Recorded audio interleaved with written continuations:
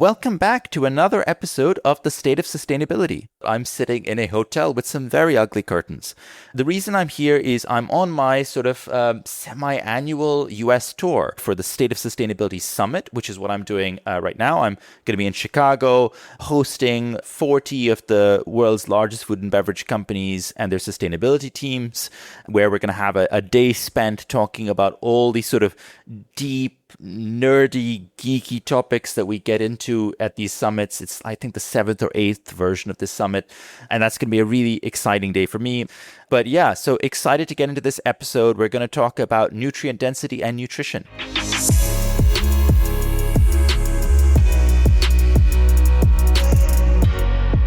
I've been spending some time thinking about nutrient density and nutrition in the context of sustainability teams. This came up in our last podcast with Catherine David, CEO of WRAP. It's also a topic that my friend Henry Dimbleby talks about a fair bit, both with me in private and then also in his public settings. And in general, it is on the rise on the agenda of food and beverage companies. There's an ulterior motive for why I'm thinking about this and want to focus on it, which is that I think that sustainability teams need to find opportunities to lead impact in their organizations, to find transformative topics that they can really help drive, because much of the traditional work that they're doing today and have been doing for the last few years, I think is going to be shifting to other functions and absorbed into, let's say, procurement or finance or operations. And much of their work, I think, is going to be readily automated in the years to come because it lends itself very well to AI and agentic AI-based workflows. And so for that reason, I think that sustainability may need to take a bit of a step back and sort of reconfigure and find new topics to own. I think nutrition and nutrient density is a multifaceted topic. I'm going to talk a little bit more about it. And I think that there are aspects of it that lend itself very readily to sustainability teams helping to be in the driver's seat. So let's start with what we're talking about. Nutrition and nutrient density are not exactly the same thing. I would actually say there's sort of three aspects of the challenge. One is nutritional design. So what actually should the product look like? What should the spec be? What makes a great healthy food product today? And within that context, there's going to be a sort of a nutrient density element, which is, if you think of like calorific ratios and nutrient ratios, what do those look like for this product today? There's a nutritional reporting aspect, which is becoming increasingly important. We're going to talk a little bit more about that. And there's a portfolio level decision-making aspect, which is, okay, actually, what ingredients are we using in which parts of the product mix? Where are we actually too high? Where are we too low? Which markets do we want to shift up the mix in? And how do we actually reconfigure what we're selling and making as a business? I think that right now, some of these aspects are owned pretty squarely by R&D. Nutritional design, for example, is pretty squarely within R&D. Some aspects, I would say, are quite new, and depending on the business, are either owned sort of centrally, maybe again within R&D, maybe there's a nutrition team, sometimes, not very often, but sometimes owned by sustainability, and I would say sometimes not owned at all, and that might be nutritional reporting, where it's sort of right now an evolving space. And then there's this portfolio level decision-making piece, which I would say right now is, to my understanding, not very well managed by most businesses. And I'm going to say a little bit more about that. I think that in a conventional, let's say, the top 10 Fortune 500 food and beverage business, R&D teams can be quite large and quite meaningful and may have the capacity to own more of this pie. But I think there's two reasons why this won't work for all businesses. One is that R&D often ends up being somewhat unloved relative to its weight in the organization. I'm not sure exactly why this is, and actually I have a friend who's a chief R&D officer at a major food and beverage company. He'll know who he is when he listens to this. And the way he described it to me is, he said R&D really owns the secret sauce of every food business, literally. Like, it owns the spec, it owns the IP, it sits on all the core value within the food business. The stuff that if you think about like the actual ingredient mix and profile of like a Heinz ketchup or a Coca-Cola leaking out, that's the pearls of the organization. And R&D typically owns that, but often isn't given the resources, the tools, the prestige, the priority to be at the front foot on driving new strategic topics for the business. It's more of a kind of almost like a safety topic where you kind of want it running. You don't really want to hear much about it, and you'll hear about it if something goes wrong. So one reason is that R&D tends to be sort of maybe a bit less glamorous, a bit less on the leading edge, whereas sustainability has often been on the front foot, has for the last few years had a fairly high profile. Another reason why I think that sustainability could play a role in this versus R&D is that smaller companies may not have these large R&D teams. They may have, let's say, somewhat more commoditized food products, but will still be exposed to the reporting requirements, will still be exposed to the commercial impact of a product mix that is not optimized for the nutritional requirements of today. And finally, a lot of the workflow that sustainability teams are handling today, when you think about data gathering across the supply chain, quantification, measurement, reporting, a lot of that actually is something that sustainability teams have become quite well experienced in over the last few years. And I think they could leverage this skill set on a new topic. So let's kind of dive a little into what makes nutrition and nutrient density so important today. I think there are a few commercial reasons for this. One is that I would say arguably the biggest is that retail channel access is already being gated by health credentials. So if you think about HFSS rules in the UK, if you think about where the US is headed with the Make America Healthy Again agenda and FDA requirements, increasingly health standards, front of pack, health indications are becoming important, and it's going to drive placement on the supermarket shelves. So there's a big aspect where actually it's going to be table stakes for a food and beverage business to lead with its health credentials and to lead with what this product means in terms of food as medicine. A second big driver commercially, I would say, is going to be this GLP-1 wave that we're seeing in different parts of the world. And so when you think about our, let's say, the way that we've imagined health being important in the context of food over the last couple of decades, it's been a, let's say, behavior shift that we were counting on. We were assuming that more and more consumers are going to choose healthy, are going to want to be healthier versions of themselves. Whereas in the case of GLP-1, it's a sort of pharmacological need. It's just, this is what your body needs now because you're on a particular drug. And so that wave is much more reliable, and we're already seeing it start to impact shifts in spending, where you think about 20 million US consumers of GLP-1 drugs was the number that I came across. And you sort of think about how that shifts preferences and needs and what they're going and shopping for. And this is also not as neatly segmented into high income groups as healthy preferences would have been, let's say, several years ago. This is a little more distributed across income groups. So it's going to be really interesting, the disruptive influence that this plays in traditional, let's say, staple food and beverages. Another one, if you think about, is sort of the premium pricing agenda. So we talked a little bit about how GLP-1 is sort of a little more evenly distributed across income classes. Premium pricing is obviously a little more centered in certain pockets, certain demographics, certain income groups, but it's also quite real. You see the healthy food market growing at something like a 10% CAGR, depending on region, clean products commanding premium pricing, stores really focused around healthy, clean label products, stores and brands. And I think that's a really big wave that has a lot of room yet to run. Interestingly enough, if I kind of look at just acquisitions in the last several weeks, two of the big ones that we see are Danone acquiring Huel and Unilever acquiring Grüns. In one, it's defensive. In one, I would say it's offensive. In the case of Danone, I would say the Huel acquisition is a little bit of a defensive play. They want to bolster the nutritional credentials of their product mix, and Danone has been actually doing that for a while across its portfolio. And they're trying to sort of reduce their reliance on things that might be unhealthy and increase their exposure to positive trends of the type that I've mentioned.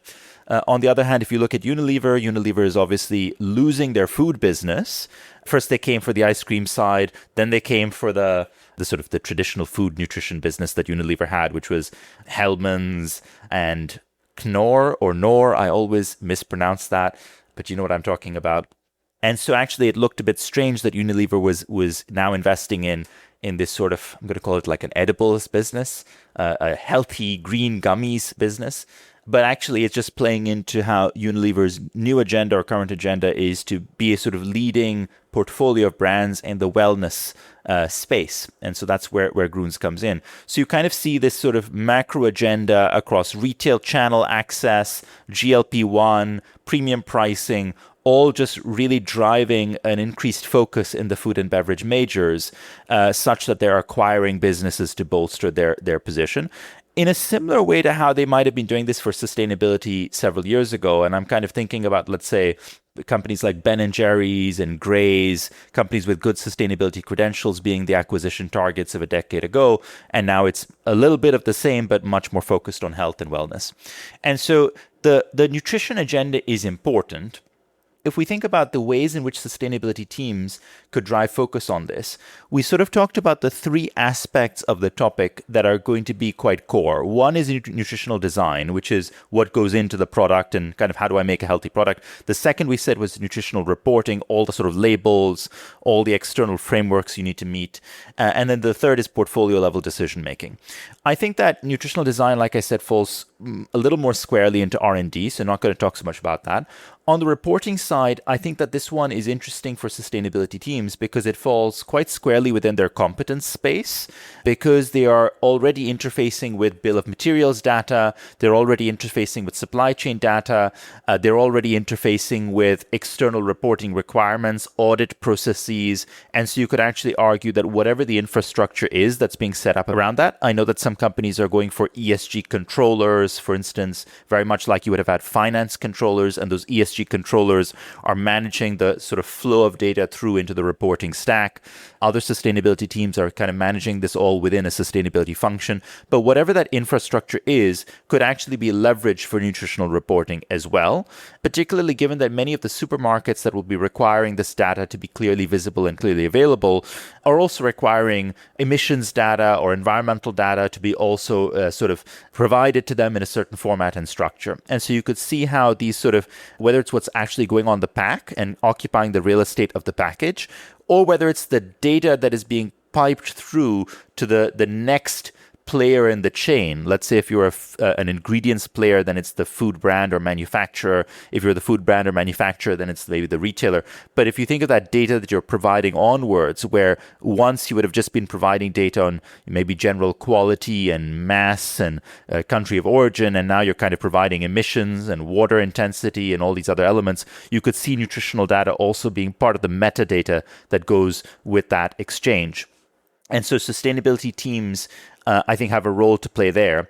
It is a role that I think will progressively have more and more automation behind it. And so I wouldn't say it's a long-term area where sustainability teams are going to see meaningful work, because, again, automation will occupy a lot of it. But the third one I think is actually the most interesting, which is portfolio-level decision-making. This I see as right now a surprising white space in many food and beverage businesses. And the way this has come up to me is I've been doing a lot of digging around EPR recently. I know we've done an episode on this several months ago. We'll do another one in the weeks and months to come. But what is interesting for me around EPR, and I'm going to bring this back to nutrient density and nutrition, what's interesting for me on EPR is that part of the solution, arguably the most important part of the solution, is going to be changing the packaging mix of the portfolio and changing it in certain locations versus others. So if you think about how EPR is going to work, just for the uninitiated, you have a fee that you pay based on what packaging you're using in a particular product. You're using recycled PET, you're using virgin LDPE, or using something else, you're using a different mix. The fee structure will be different depending on what that packaging mix looks like, and the fee structure will be different in a different location.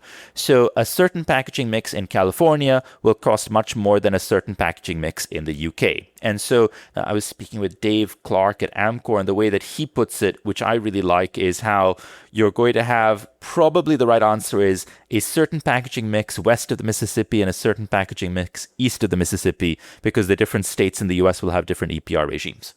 And so digging around this topic a little, it sort of seems interesting to me that most food and beverage businesses that I've spoken with, and I've spoken with most of the big ones, don't have an easy way to optimize across the portfolio like this, where they can say, well, those geographies and those particular products of those brands should look like this, and actually the same products of the same brands and these other geographies should look like that.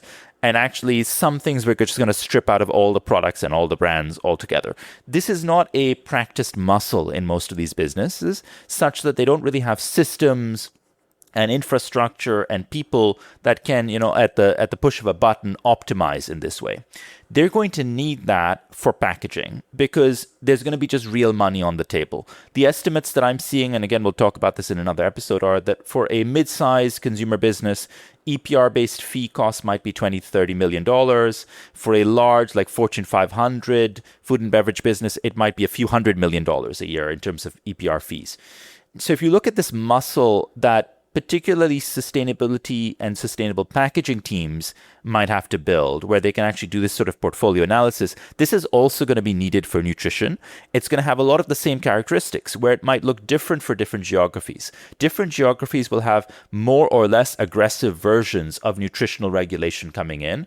Different retailers might have more or less aggressive versions of requirements coming in. And so this sort of muscle and capability of actually optimizing the portfolio, I think, is something where, and if I go back to where I'm kind of trying to find automation-proof areas for sustainability teams to bring value, you could see automation and AI being really useful here. You could see it managing a lot of the data crunching to bring all the data together. You could see it even automating the first pass of recommendations, saying, hey, you should do this for these products, you should do these for those products. But actually, you would still want to have humans in the loop for two purposes. One is because no one would ever pipe that sort of insight straight away through to decision making without a human in the loop. And the second is because you still want to have systems thinking behind this. You still want to have some kind of overarching logic structure like that, east of the Mississippi, west of the Mississippi framing. That's a system already. It's a very basic system, but someone kind of thinks, well, actually, this should be the dividing line and this should be how we now make decisions around this topic. And I could see sustainability teams coming up with more nuanced, more sort of, deeply considered, business unique ways to structure those systems, and then leveraging AI and automation to start bringing up recommendations for how portfolio mixes should look like from a nutritional standpoint, from a packaging and EPR standpoint, and from a sustainability credential standpoint, and bringing those to the business, almost like you're sort of having your internal sort of Yoda of the business come forward with ideas and initiatives. And I think that's going to be really important because one of the ways that we've on this podcast talked about sustainability functions and the role that they play is that sustainability is a transformation capability more than it is a sort of permanent function in the business. If you think about the history of business functions, you could say that right at the start, there was a salesperson, and then soon after the salesperson, there was a procurement person. These are probably the Adam and Eve of business functions, because there was first someone selling oranges, and then there was someone buying oranges to sell on to other people buying oranges.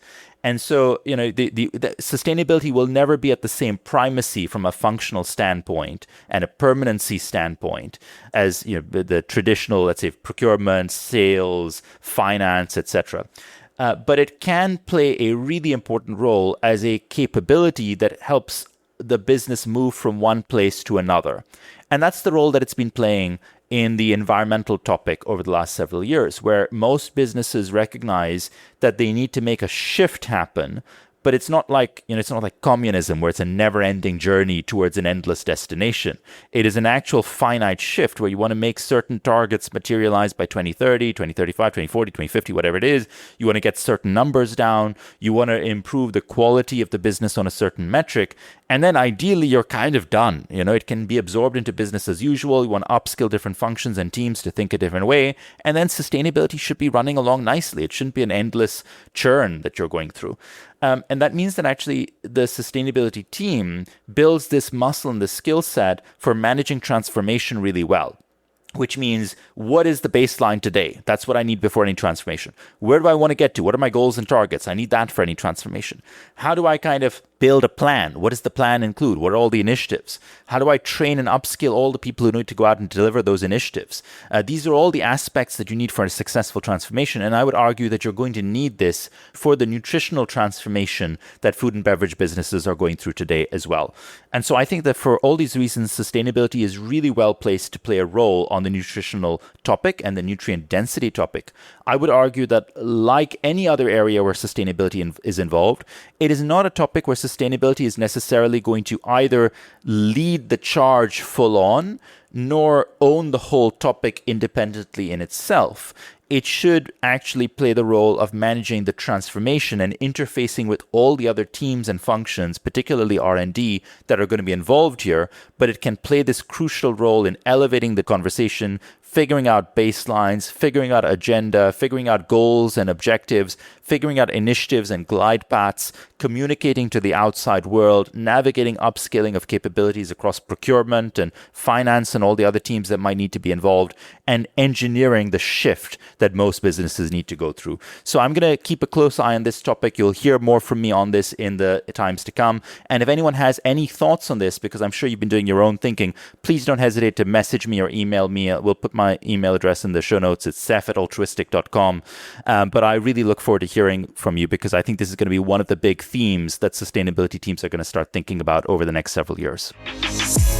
I hope you enjoyed this episode of the State of Sustainability podcast. If you like our content, please hit follow and refer us to a friend.